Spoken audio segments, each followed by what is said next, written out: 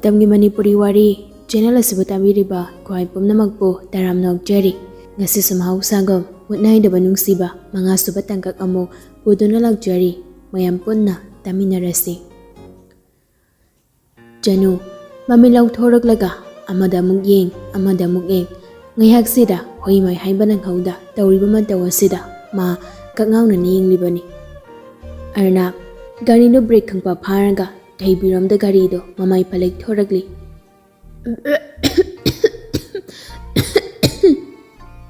Masang badumaso nakan amada itay-itay thaibi pran chakpa ayobi haibada oire.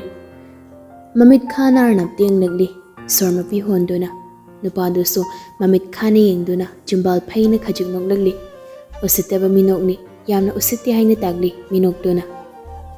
Jandan gi minaise nang ngene ka dogyo ngona asi haiduna thaibido phuk hawgalagli arnab ki manak tamna gam lagli phibamdu kharadi yengba nungaitri hangoiba poklabani masamakso chena namthiba henman kibana arnab ki manak tadi yobu ngamda wangmada leiriba pukri adomda chinsinkre. Arnab machuna tapna solagli usitana yengladuna nonsense uncivilized. Kalakpian mamay thongdu puduna gari machado yangna thawkre. Janudi ngaihagduda film mama yengbaga chap manakre.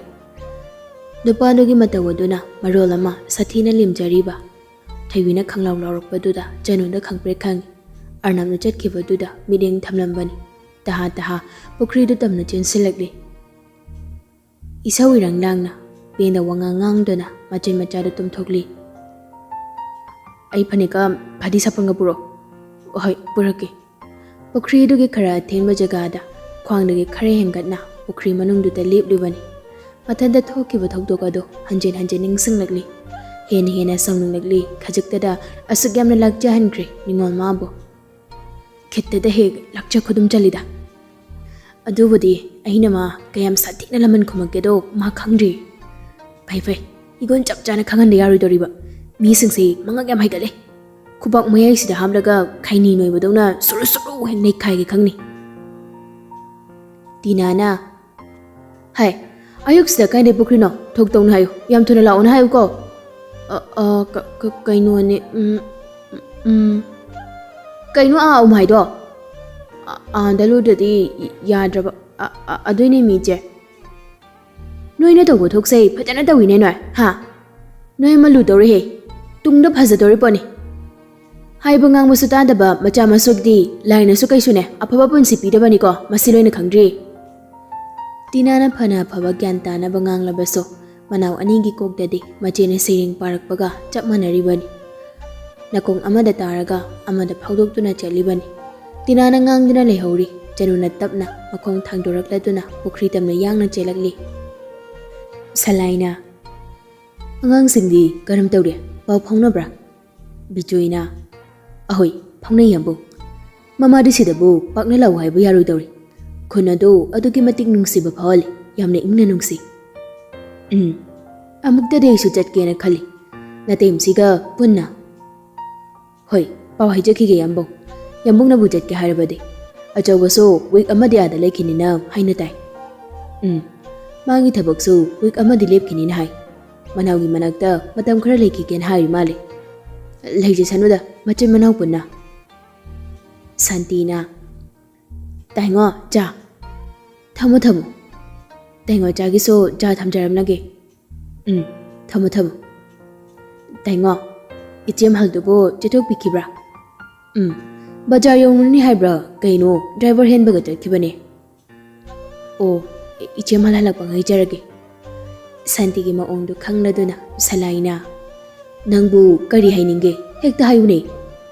Santi haiba ngamda ik atawri ihe chawanai ni he hekta hayuda nangbo thabudi phadri ada icha tombido pesa khara tharau magi college ki kari no ihe adugi oide. Salai furit ki pocket agi ayawba khara do kayano haini ingli se lising tara khaktani sina yaradro yarni taingo yam nungai jare adudi taingo ai kuijaroi angang pesa simatangdi thabirukhige chaluro Machin manawdo aduki matik nungsine yum amatada punna leimine yum adoso hainingai leitana chawkre mathon manga wangni chawrba konung amaga pangkhak oire makhoi mi aduki matik yamna magi tongan ba sinphamsing mathau tawduna leiminariba yum aduki yumburoimbi oiribi mama anidu maso aduki matik wakhal chunakre machanupa amamamdang tangna phangjabani numidang oiramdu memton ensang yonaba thoragli leimasu numidang wai ngahak ta oirabaso koithokpa chathokpa haibase magi nungaibi oikre sumlakpana mamagi ensang yon phamda machanupi amana polangde ensang khara haplaga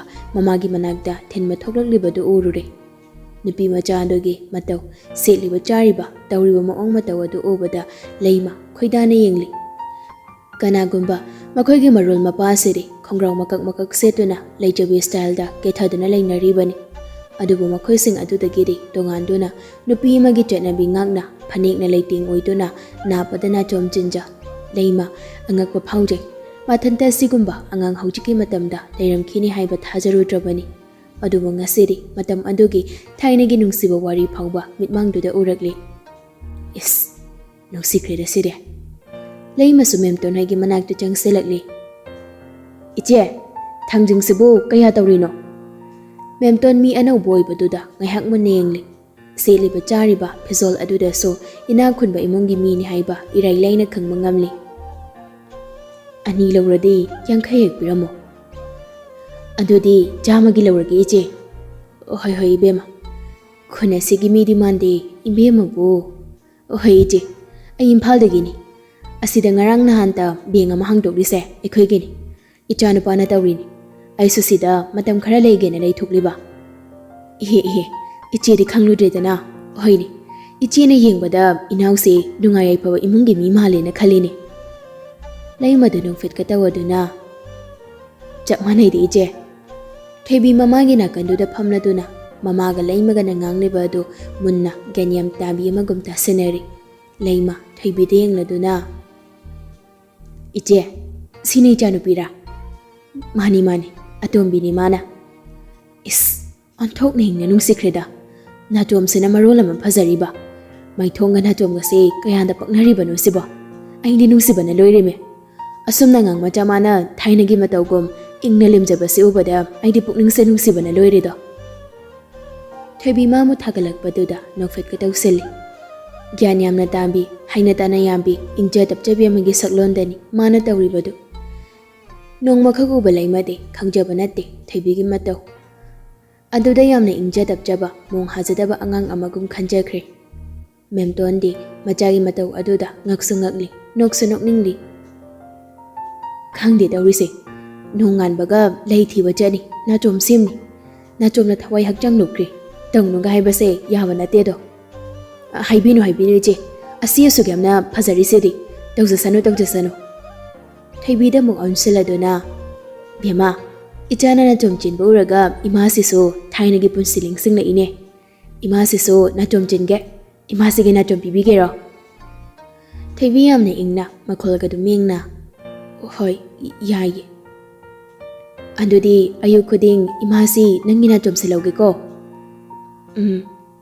tu asida binga malayrise asida lau ko theibi mamit ka lau thorakladuna ahimbura leimadu nakmi icham chamba thoibi gi ma tawduda hoini imase nungti gi thoklakduna ne nang mangairamdoini soidena lau ko theibi ngai ha khanjana raduna hoi ichagi mingdi kari kawba thoibi kawi mingne sakne na tawne kayana janari na do memto na marak phathaladuna ngangna bawa khraba ngang thaibi mamara pishum sukna phating nagli mamit kuptuna ngangano haina ingi tawri memton usenada nagmi mamai du lei thoragli hera icha thoibi na kayam lam heluni haigene natrani cha thoibi thoibi du noksena raduna oh adudi masi changlage ko nang kaudena lau ko imase nei chagi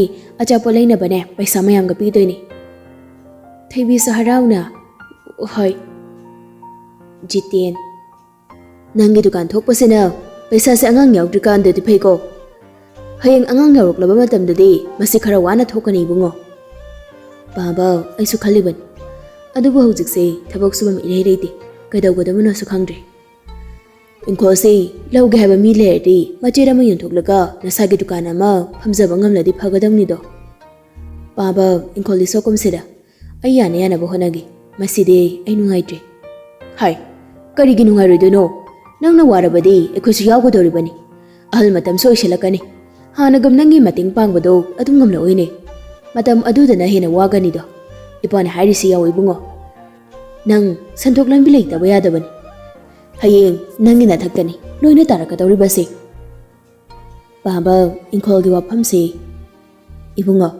Ina khunba kana amaso sigiba matamda yamlaba lanthong kayada adumang handoklami.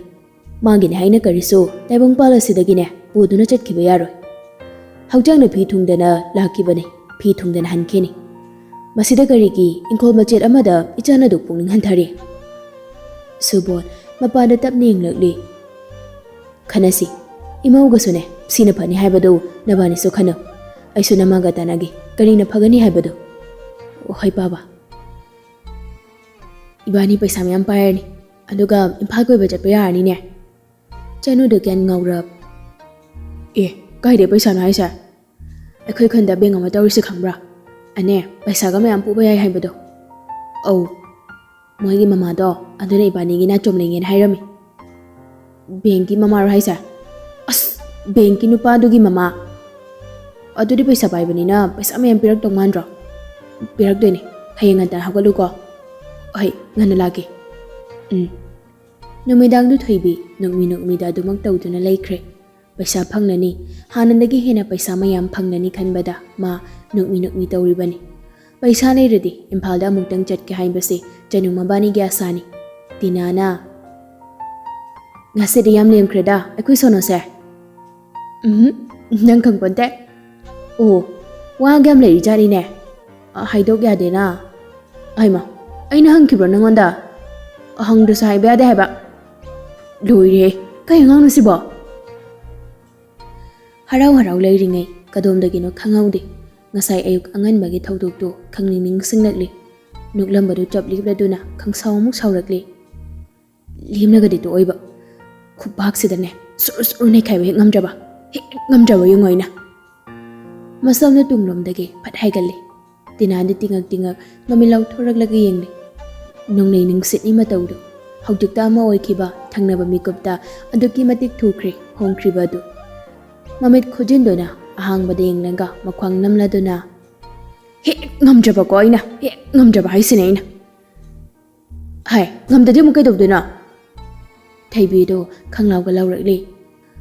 Aribi don't disturb me. Disturb nataba disturb. As yami ningbra ha. Makha kari haisige na kan khalina hujikedo. Kana khangene ide. Daba du kam kana tawragane makha sukta tarak tabduda aidi kaidawrabano sini. Thaibi mayaga do chikladuna yam sawmagi phibamda.